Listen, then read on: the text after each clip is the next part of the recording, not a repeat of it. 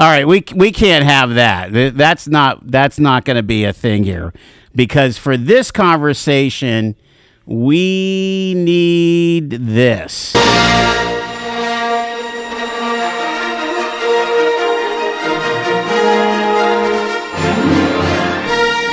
You are live on Talk Erie from our Kingdom Financial Group studio here. May the 4th be with you a couple days early, and we're glad to welcome in to our studio here. We've got Tom Twohig and Tommy Twohig. Gentlemen, happy Star Wars Day, and thanks for coming in, man. It's awesome. Hello there. Thank you for having us. All right, let's do origin stories. Let's start with you, Tom. Did you grow up here in Erie, or did you at some point move in? Okay. So I'm actually fake Hawaiian. I was born in Hawaii. My dad was in the Marines. Oh, okay, so you literally were born in Hawaii. And then that's wild, yeah. Spent a few years in Southern California as he was stationed there as well, and came to Erie about I was around 8 years old, I suppose. Okay. But yeah, and then I've been in Erie pretty much ever since, except when I was away in the military myself. So you were a Marine as well. I was, which, by the way, just a side note, if I sound a bit nasally, I'm still fighting the cooties there a little bit. All right, so what's the prop? I don't, because I would never do the shout out to Marines, but you go ahead and do it. Yeah, Semper Fi, Devil Dogs. All right, there you go. Tom, of course, you grew up here. Tom, the third here. So tell us a little bit about you coming up. Yeah, so I am Erie native, born and raised. As far as my upbringing, I went to Erie City School District schools for elementary school and for high school. I graduated from Collegiate Academy, went on to go to get my criminal justice bachelor's at Mercyhurst University. So local boy, from day one. So love Erie. That's awesome. That's awesome. So the what we're talking about, we just kind of want to capture the Star Wars subculture. Is that an accurate way to approach it, do you think? It's a lifestyle. A lifestyle. I was thinking about, sitting down with you today, and I was thinking, I know that there's only time to scratch the surface, right? But there are so many black holes of rabbit holes that could be fallen into. If we stumble into one, please feel free to rescue us. To pull you out of the well. Oh, yeah. Yeah, we'll just start going and we won't stop. I think we need to put this into buckets, don't you think? That sounds good. So, like, one of the buckets is just the movies and the Hollywood stuff itself. Mm-hmm. Then I think another bucket is the whole collection part of this. Mm. Yes. And then another bucket is the kind of...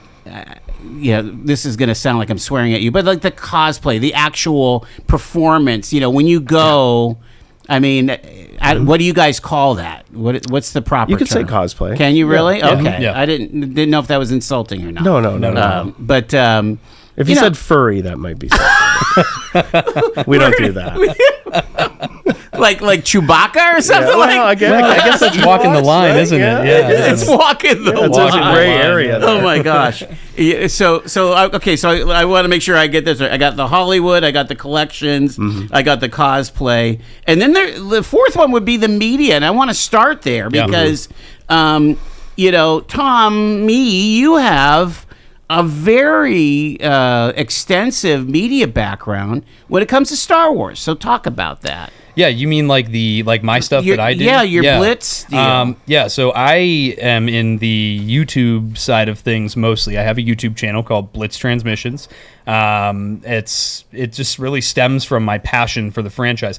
And what's interesting is there's a lot of people my age, mostly people in their 20s to 30s, that grew up with the prequel trilogy in the 2000s, that have kind of come back around, whether it be with the collecting focus or the media focus. I kind of do both, where I do product stuff. I talk about Hasbro products and things of that nature, and I also do a weekly podcast where I just talk general Star Wars. Or sometimes if there's like a current, almost like a hot button topic going on, I'll kind of make like my own opinion piece and throw that out on the internet.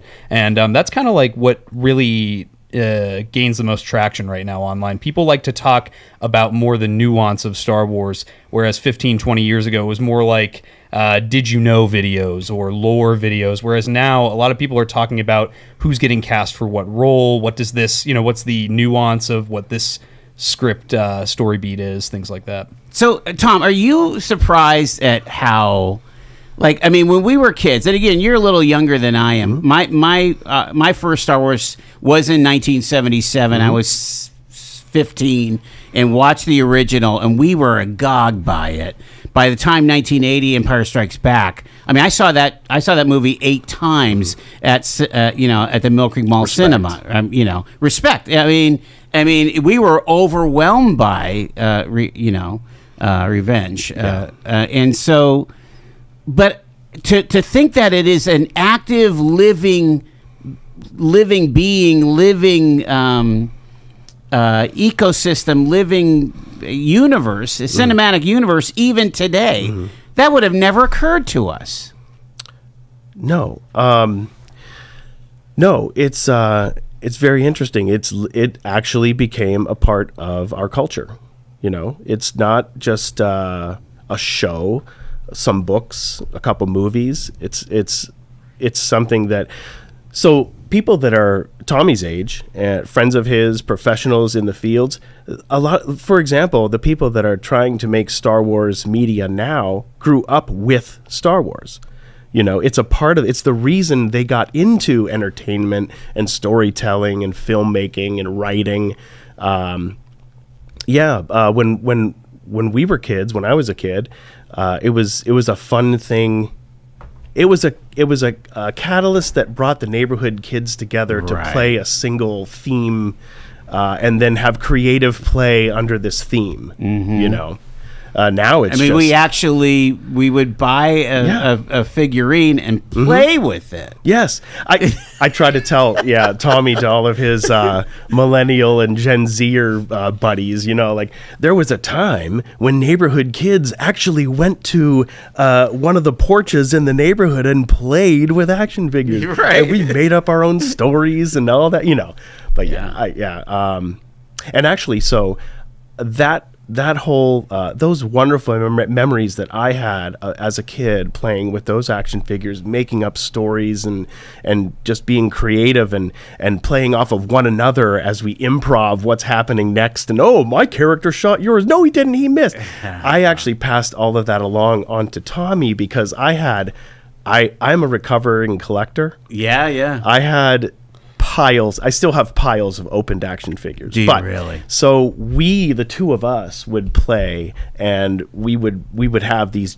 epic battles with one another. And what I was doing was reliving those great times I had as a young child, playing with those toys. And then that would segue into the collecting conversation, obviously. But I don't know if we're ready to go there yet. We won't go there just yet. But the idea that because there's social media, because of things like the podcast and the YouTube channel or something, you're able to be a critic. What is it? Kathleen Kennedy what does she run? She's the president of Lucasfilm. Is that what it is? Yeah. Some people consider her the devil. I was going to say, she takes so much shade on social, right? She's getting hammered all the time. Right? But that's just the nature of the toxicity of the internet right now. Is every fandom has that one scapegoat that they point to say that they're ruining a franchise or they're ruining this and ruining that. But I think with Star Wars, what's unique is that it's generational. I don't know another franchise that has flourished generation to generation the way that Star Wars has. And one thing that I tell people that are, there's a lot of people that don't like the newer movies or the newer shows. Right. I tell a lot of those people that that never will take away from the stuff that you do enjoy from when you grew up. That nothing that comes out now can ruin what you got to experience when you were a kid, because that can never be changed. Right. That makes a lot of sense to me. So tell me about what does it take for you to do a YouTube episode or one of your podcasts? Are you doing research all week long? Yeah. So on top of my full-time job that I have as my career, YouTube is literally social media in general is a 24/7 job. I am constantly moving my schedule around and collaborating with other channels, collaborating with other people all over the world, you're constantly having to pay attention to certain people because there's people that have leaks and there's people that have rumors, and you have to figure out how to get into those closed circles of the internet so that you can then go back to your channel and accurately report that information to your smaller So you're audience. building sources within Lucasfilm and things like that? Maybe. Okay, I mean, yeah, I mean, well, it makes sense, I know right? people that are in, the toy companies that I talk Yeah. to, and there are people that I've become friends with that work directly with Lucasfilm, and that's part of it. That networking. It's a constant, sometimes very exhausting process. So you have to be ready to be on and be in character. What are all the your time. What are your viewers asking you to do? What do they want from you? They are looking for just entertainment. They want to Okay. talk about Star Wars. So I a lot of times I'll open up I'll put So it doesn't always have to be serious. No. No. Hey, the latest episode had so many thousand views on Disney Plus. They don't really care about that. No, they want to talk more about what does this scene mean? For our context in the United States right now, or what is this? Maybe what was the nuance behind this decision that was made? Maybe an actor got fired. How did that affect the next 3 years of the story that was already written out? Well, now this actor got fired. So how did this? You kind of connect the dots after the fact. Okay, 3 years later, this thing from this show got moved and dropped into this other show when originally, before that actor got fired, it wasn't supposed to be that. Are they still arguing? And I don't know if you get into these conversations. Mm-hmm. Are they still arguing about choices made in the 70s, 80s, and 90s? About the original 9 films, especially the original 6. We won't even talk about the post-quills, but it's funny the sequels, because I should say. The original trilogy, the original 3, in their original form, which you have to try really hard to even find them. Yes, Yeah. Those are considered lawfully perfect, if you will. They're the canon. Yes. Yes. Okay. Yeah. So a lot of people, there's great reverence paid to those original theatrical releases. Those are pretty much untouchable. Now, as soon as the special editions came out in '96, when George Lucas added some CGI and changed a couple things, there's where the divide begins. And then in '99, when The Phantom Menace came out, there is literally a fork in the road. People took a hard left and a hard right. And are they still talking about that today? you think? There are still people my age that rage against the less. There are less. Right, yeah. Because now people Tommy's age and those a little bit older than Tommy that grew up with the prequels, now those are what they remember as children. So the prequels get much more respect today than they did 20 years ago. Yeah, Jar Jar Binks is not so Maligned. maligned. Oh, absolutely. Reviled. Oh, yeah. Yes. But almost universally, it sounds like the sequels are not. People are not happy about those, or Kylo and Rey and all that stuff. I think what it comes down to, it's the internet. It's Okay. the internet is what it was not around for the prequel trilogy. The internet just amplifies. It was just beginning. The internet amplifies conversations that are already being had, and on a YouTube social media side of things, it's more difficult because then you have, you call them maybe a grifter online. So maybe someone on YouTube figured out that if they say inflammatory things and make a video out of it, they'll get more clicks, Yeah, which they means get the they get clicks. more money. Yeah. So that you're battling misinformation in the fandom now, which is gosh. crazy. Yes. I never thought we'd be in that state with the fandom. But Also, the sequels suck. Okay. Well, there's that. The Force Awakens, we Yes. really enjoyed. Yes, in the theater and shortly thereafter. Yeah. Yeah, And again, we will have spoilers here, so I'm just giving you Yeah. full. Don't kill off. Yeah. Don't kill off Harrison Ford. I'm sorry. he wanted it though.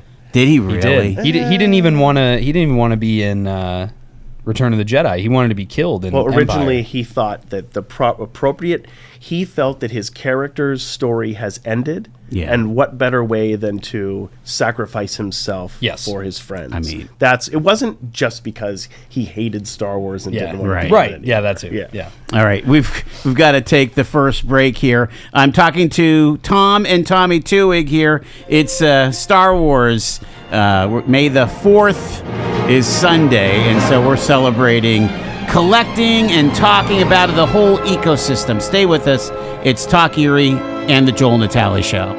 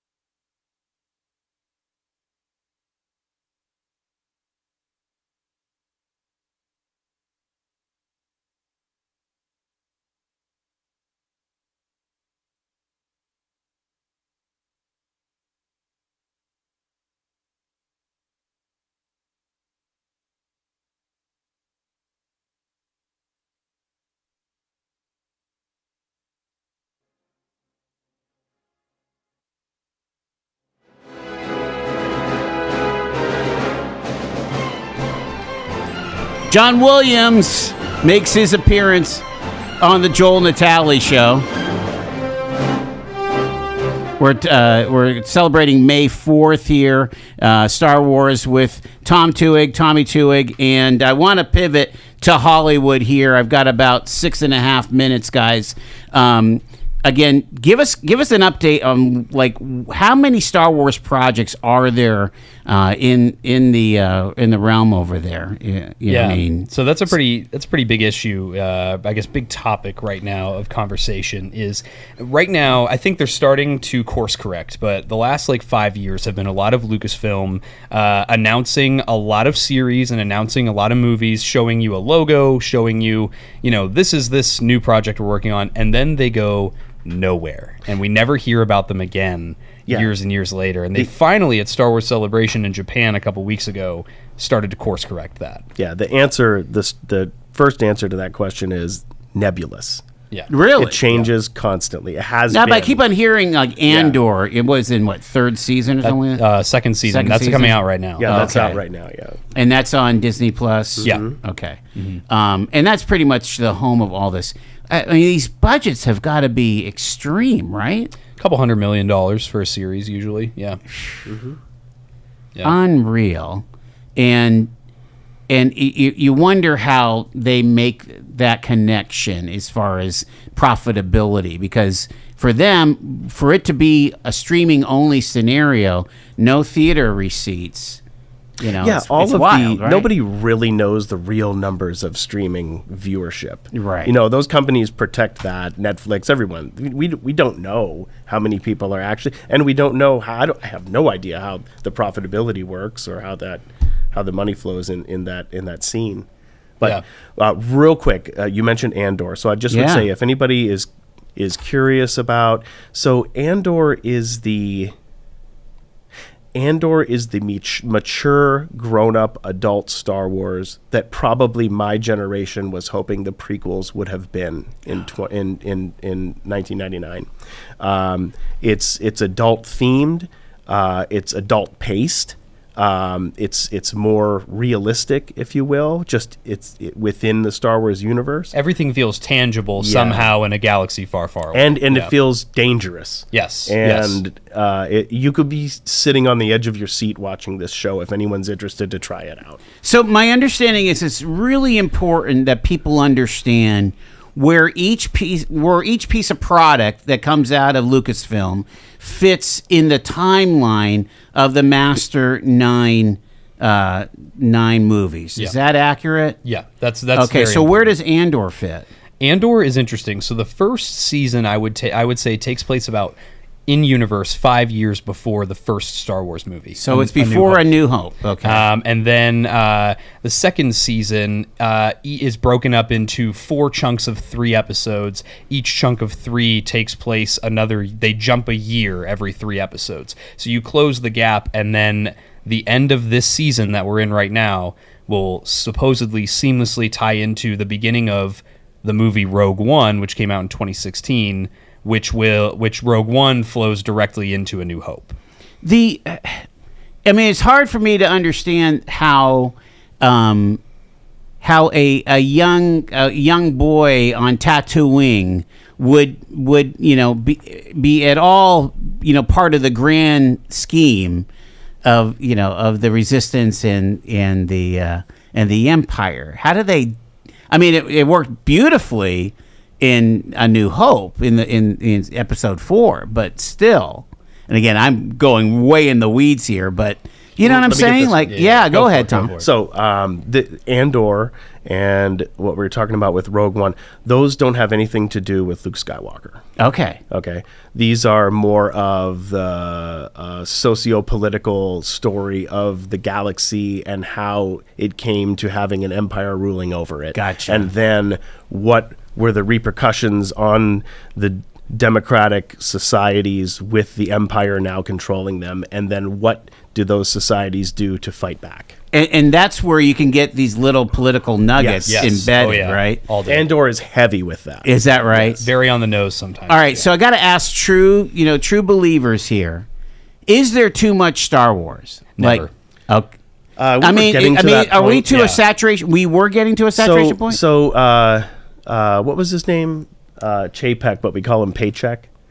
The former last Disney guy, CEO Bob Disney. Chapek. Bob Yes. Chapek, Yeah. Bob Paycheck. He was the president of Disney. Yes, after Iger left for the second time, Right. and then was called back in. Anyway, Chapek wanted to just pump out. He did the same thing with Marvel, and Marvel suffered as well.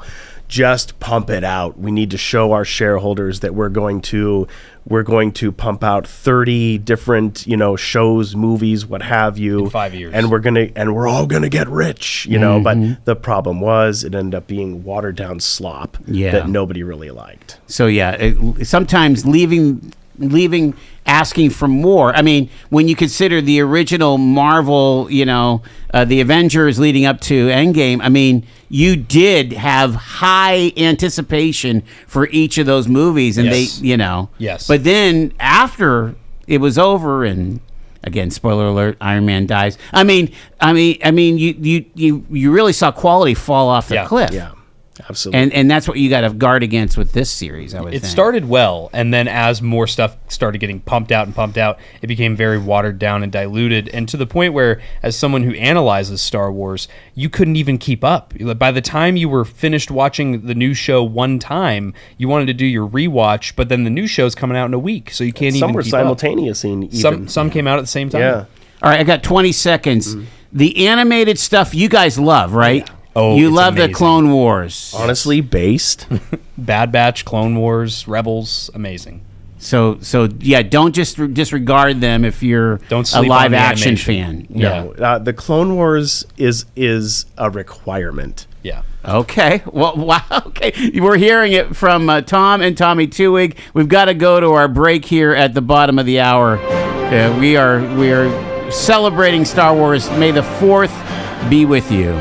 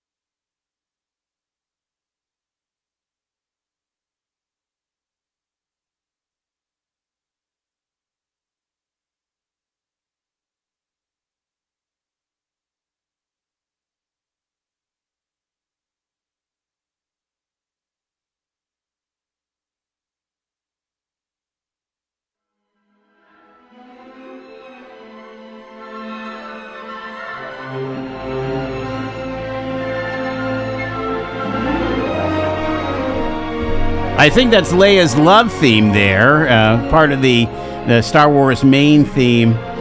We are celebrating May the 4th, Star Wars Day, up on Sunday. It's the Joel and Natalie Show live from our Kingdom Financial Group studio. Little John Williams as we speak with Tom and Tommy Twohig. They are Star Wars super... I mean, it's accurate to say you're super fans. Yes. Cultists? Cultists. I wouldn't go there, but we've been talking. We've been talking about the media. Tommy has a YouTube channel, podcasts, and things. Tom, you were a recent guest there. We've talked about Hollywood, and again, we barely are scratching the surface. I mean, if you go to the Star Wars link on Disney Plus on your smart TV, it's a long list. Yes. Yeah. It's a lot of content. Jen and I just watched everything. We just finished. It took us 2 years to watch all the shows and all the movies. And be caught up. My word! And there's still more coming out. Exactly. Yeah. And then so that's Hollywood. Let's talk about collecting. And I want to go to you, Tom. Do you remember what your first figurine, your action figure for the Star Wars line was, and when was it? I don't know when. It's one of those vague. I just remember the moment that even the person who gifted me my first Star Wars action figure has no recollection. I remember I was in the basement of our house on 3rd and East Avenue, and my mom walked down the basement steps with a brown paper grocery bag, and from outside of the bag, she revealed a Greedo action figure. Greedo was my first Star Wars action figure, and I loved it. I loved all the aliens. And actually, fast forward just a few years, Tommy gifted me last year a copy of one of those original Greedo action figures, so he lives on my dresser now.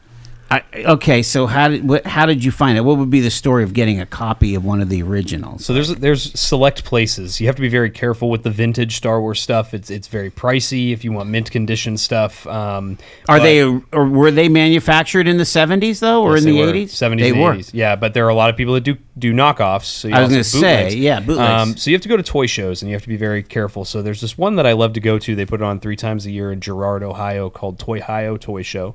I usually go there, try 2 or 3 times a year, and there's a couple vendors there that sell exclusively vintage Star Wars, and they're very knowledgeable. They're experts on it, and I was able to pick up a genuine Greedo figure from those guys. Yeah. And this would be from Episode 4, right? This is from the cantina scene, right? Yep. I mean, that's the one that Han Solo shoots. Yeah. In the cantina. Yeah. Okay.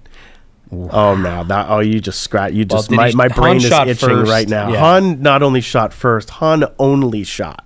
No one else shot. And then George grassy went back knoll. And changed it. There's no grassy knoll in the cantina. Oh my word! Yeah, that's right. Some of us are just. I guess like when I think about that, I'm so clueless about even Boba Fett and and then later on beforehand Jango Fett and all the things. I mean, it's like Jango Fett, nice reference. Well, that's a prequel. Yes, right? It is. It is. But and he shows up in Episode 2, in the Cloud City and things. The what's remarkable to me is you have superstars that show up in the prequels too, right? Yes, you do. And so you have, and I don't want to get sucked back into that, but I mean, like, to get a figurine, let's say from, of the Samuel L. Jackson, right? Yep. What was his? Mace Windu. That'd be my favorite right? Star Wars character, Mace Windu. Yes. That's right. That's your email address. Yes, that's right. So I mean, so those are even 30 years old now. Yep. The originals, right? Yep. That's the craze right now for my generation. We go to these toy shows. We're not looking for the Kenner stuff so much. Now we're looking for the Hasbro stuff from the 2000s that we grew up with. I pick up stuff new in package, and you trade and you go with your friends. Everybody's looking for something different. A lot of my friends have a focus to their collection. I have a friend who, shout out to 212 Hunter. from Wisconsin. He collects only the 212th Attack Battalion of Clone Troopers from the prequel movies and the Clone Wars show. Any memorabilia from that legion, he collects. And so I help look out for him. He knows there are certain things that I'm looking out for from the 2003 Clone Wars micro series, which came out on Cartoon Network in 2003 to 2005. That's what I look for as memorabilia from that show. And we help each other out when we go to these shows. Somebody had to be smart enough at Hasbro to say, we're going to create this series of action figures, of figurines, of collectibles back 25 years ago, knowing that they'll just, somebody's going to gobble them up. Go back in time. They were gobbled up, put away. Well, it's funny you say that. Shout out to Daryl DePriest. Shout out to Daryl DePriest, the former vice president of global brand management for Star Wars at Hasbro. I got the chance to meet him at ICCCon in Nashville, Tennessee last year, and I got to interview him on my YouTube channel. We talked for over 2 hours, I want to say. Yeah. That was his plan. He came up with a theory called the 20-year rule. He had a degree in neuroscience, I think, before he went to marketing. So he has books that he's written on this where kids that grew up with something and they have toys that they remember from it will come back in their adult life about 20 years later, which is what happened to me and all my friends, and they will be obsessed with it again. It's like my boys who are in their 30s. Yep. They're all about their Legos now. Yes. Yep. And they haven't really talked about Pokemon. They were into that back then. But Pokemon's my number 2. Yeah. Is it really your number Star 2? Wars, and if I didn't have Star Wars, I'd be Pokemon. Yeah. I used to joke with them. I'd be taking them all in a van. I'm like, you guys are so obsessed with Pokemon. I'm going to create some history cards. We could be talking about Ben Franklin and George Washington. That won't ever sell. Yeah, but do they evolve, and what powers do they have? Exactly. Right. Is it super effective? Ben Franklin with his glasses, right? Plus 1,000 aura. So funny. So this was a plan, and we were like, it worked. Count me in. Well, and the cool thing was last year when we met Daryl DePriest at ICCCon, he said to us, "This is the first time I've ever seen my theory come to a reality in that literally on point." Almost 20 years. He said, you guys are the kids that grew up with these toys, and this is what you're seeking out now, 20 years later. And that was for him like that aha moment, like I was right all those years ago when I came up with that theory. So when you were young, Tommy, did you have the presence of mind to say, let me have 2 of these so I can play with one and keep one in a box? Or was it like, do you just keep it in a box? How does that work? This guy over here next to me poisoned me with that. Yeah. So you knew. So for a long time. You don't want to take the joy away from a 7-year-old, right? Right. But so I would get one to rock and one to stock. Okay? Is that what you call it? That's the phrase. I would get 2 of everything. Gosh. Okay. And so that's why I have piles and piles and piles of open action figures, vehicles, ships, everything bin, still right? In multiple bins. Yes. But then I also kept some carded, but years went by and I didn't have space anymore. We kept having these kid things, that take up all the Star Wars space. So they would just be in bins and in the attic. And I ended up transitioning out of collecting years ago and went into costuming. But I kept some stuff. I just recently passed on the oldest stuff from my collections onto Tommy, and he has that displayed in his Star Wars room because he had somewhere to show it. Yeah, exactly. Yeah, and you have a whole room. I do. I have a whole room in my apartment dedicated to Star Wars, and it's one of the biggest draws on my YouTube channel. It's my most popular video on my YouTube channel right now. Yeah, my tour. Do you have a bent like your buddy in Wisconsin? He's like just solely in on Clone Wars. What is your deal? I've been poisoned by collecting by my father. So it's like it's this blaming dad. It's genetic. Important to have logic in what you collect. Being a completionist nowadays is not impossible because there's a lot of stuff that there's companies make like slop sometimes that you just don't really want to buy, like a gold figure or a chrome figure. Who cares about that? Yeah. So you want to have logic in what you collect. I collect things from the movies that I like most, from the shows that I like the most. The prequel trilogy, the Clone Wars, and then I get into different scales. There's 12-inch figures that are made in Hong Kong. There's 6-inch figures that are not made by Hasbro, that are made in only Japan, and you have to order them from a website in Japan, and then they ship them. I mean, they're to you. fully licensed from Lucasfilm. Yes, these are all licensed but products. these are just probably short run deals. Yeah, they're very limited run because you're looking at a much more premium collector. The audience is an adult. And it's pretty an adult much everything audience. in collections has these kind of elements, Yes. right? If you were, collecting teacups, I mean, you're gonna run into the premium level. Well, and Hasbro has finally started to realize that the collecting community is older now. Okay, they're adults with their own paychecks that can buy these things. Sure. It used to be that little Johnny and little Tommy walk down the toy aisle and Grammy buys them a couple. They understand now. That's really not where their revenue is coming from. Yeah. Wow. Yeah, the adult collector is driving the bus on the market right now. Yeah. So is the idea to just continue to collect, or do you ever wean? Like, I mean, at one point you kind of said, I'm going to hand it down. I mean, I guess that could be a legacy thing. Absolutely. Yeah, when I have kids, if any of them show enough interest in it, I will definitely pass it down, and then it will go on to... And that's the beauty of Star Wars. It just has this hold on you, this generational passing of the torch that you don't see with any other franchise on the level that you see it with Star Wars. I mean, if they don't show interest, you can always adopt them out. That's true. That's true. Get another one. Plenty of Well, and that was the other thing. Is like, when do you start showing your collection?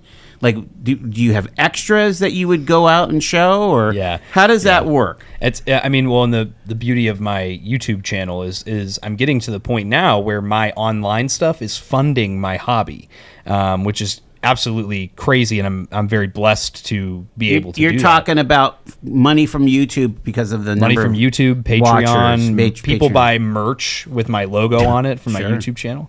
And as you have kids, I feel like it comes in waves. You start with toys that are marketed for preschoolers, and then you work your way up. Like I had, as a kid, Galactic Heroes was a kid, almost like a Little People, but Star Wars line. And then you work your way up to Legos and then action figures. And then as you grow up, the things that you collect kind of grow with you. I remember in high school, I collected Star Wars Lego sets for a little bit after I got my first job. And then in college, I got into like the Funko Pops, those little like vinyl figures, the bobbleheads. And then I went back to action figures, and I never looked back. So it's constantly evolving and changing. So what is the feeling from the purists about the Lego thing with Star Wars? Because it's pretty extensive, isn't it? Lego's like getting really expensive. I think that's the big issue with Lego right now, especially Star Wars, because the licensing fees for Star Wars are higher than like any other franchise out there. Plus, aren't we importing these from Europe? Yeah, I mean, Legos are made in Europe, right? Yep. Yeah. So there might be tariffs and whatever. I remember when, again, 25, 30 years ago, you're talking, the Millennium Falcon as a Lego. That was a massive ticket item. Yeah. Now there's an $800 version that's like the size of this table. Yeah. $800 for Legos. Yes, for a Millennium Falcon that's like 3 feet long. Yeah. Oh my gosh. Yep. All right. Well, we've got just about 5 minutes with Tom and Tommy Twohig again on our special Star Wars broadcast, May 2nd, celebrating May 4th. Let's talk about, you called it costuming, cosplay, what have you. I mean, tell me what you do with that, Tom. Hey, shout out to the 501st Legion. I got them on the back of my shirt right now. Yeah. The Clone Trooper Detachment. Yep. So this is a local group. No, it's a 501st. worldwide group. Worldwide group. Yes. So the 501st is what 501 for, ST, 501st Legion, is a global costuming group that is Lucasfilm's preferred costuming group. Okay, so cool. There are two preferred, well, there's actually more than just two. Yeah. But if you want to talk about Star Wars bad guys costumes, it would be the 501st Legion. If you want to talk about Star Wars good guy costumes, that would be the Rebel Legion. So, makes sense, yeah. I've been a member of the Rebel Legion since 1999, I think. Maybe maybe 2000.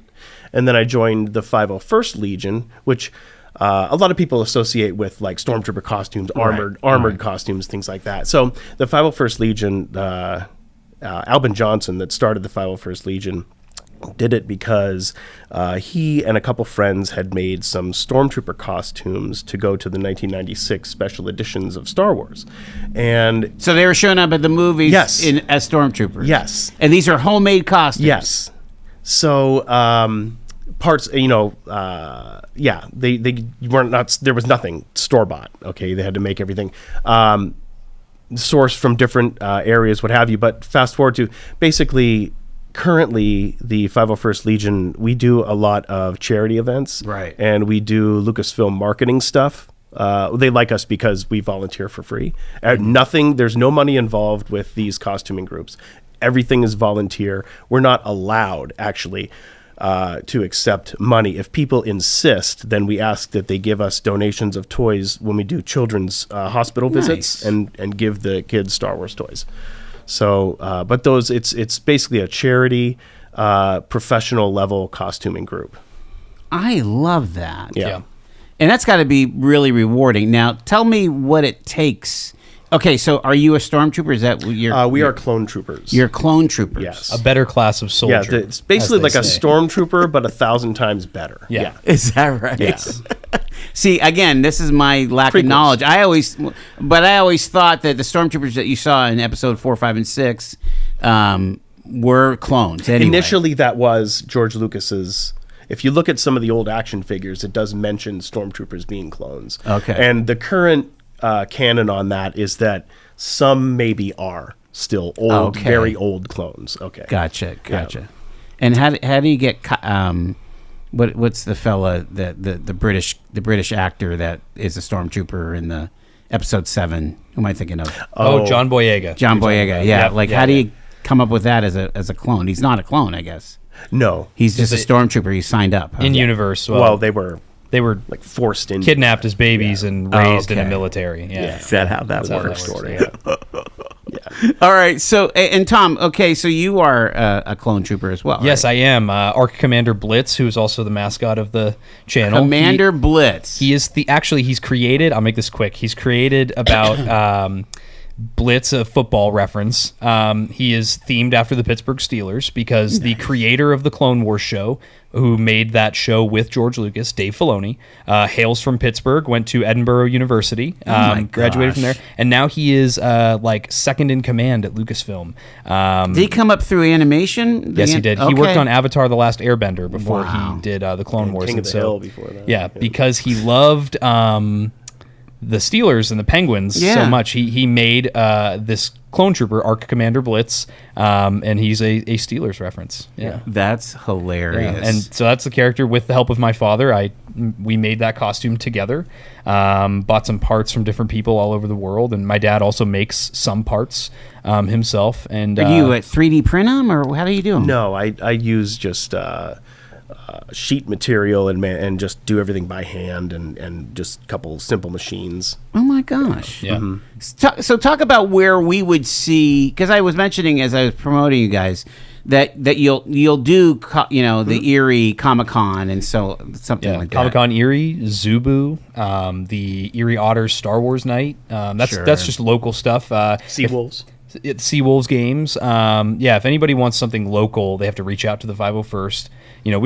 We don't really do like kids' birthday parties, Right, and stuff right, like that. yeah. But big charity events. Local Garrett. So the 501st Legion is the worldwide organization. Our local chapter is Star Killer Garrison. Nice. Yeah. And how many of you guys are out there? Starkiller's growing right now a lot. Yeah. I And wanna are say- there men and women involved? Yes. Oh yeah. Oh, yeah. Yeah. Yeah. The last I checked, there's over 20,000 worldwide members. Yeah. Wow. Yep. Yeah. That's amazing.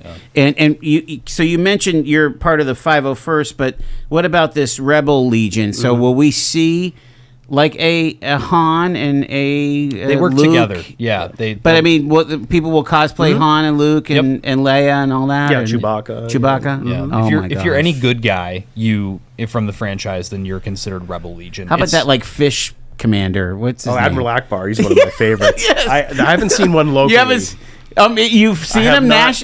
like somebody's wearing that nationally? Absolutely. Someone has it. absolutely. Oh my gosh, that's hilarious. Yes. This is why it's like you opened up a door to a whole new world. Yeah. Or really universe. Joel, I'm trying really hard not to slip into this hole that's gaping underneath me when you bring up these topics. I'm like, keep it surface level. Okay, I have like 1 minute left on this conversation. I need somebody to give me super legit Yoda talk. Who's up for it? Like in character? Yes. I don't know, dude. Can you do Yoda? Can you do Yoda? My cootie voice might actually help that. I don't know. Okay, Yeah. try it. Okay. Let me try this, I will.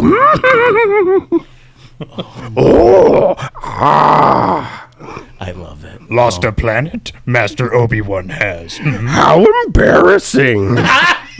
See, I knew I'd get you going. That's fabulous. So what are you going to be doing on the 4th? What do you guys do? Is there a tradition? Well, if I'm able to get the day off work, I'm going to be going around to a couple events. GameStop is doing an event where if you go and buy this one helmet, you get a challenge coin. So I'm going to be doing that, looking for some new action figures, probably doing a vlog for my YouTube channel. You know? Too bad that helmet's garbage. Yeah, it is what it is. Price you pay, Tommy Twohig. Thank you, guys. This is so Thank much you. fun. Thank you. I hope you had a good time. Yes, we did. Absolutely. Fantastic. We're going to go out with more George Lucas, John Williams here. Thank you, gentlemen. May the Force be with you. May the Force be with you. And you.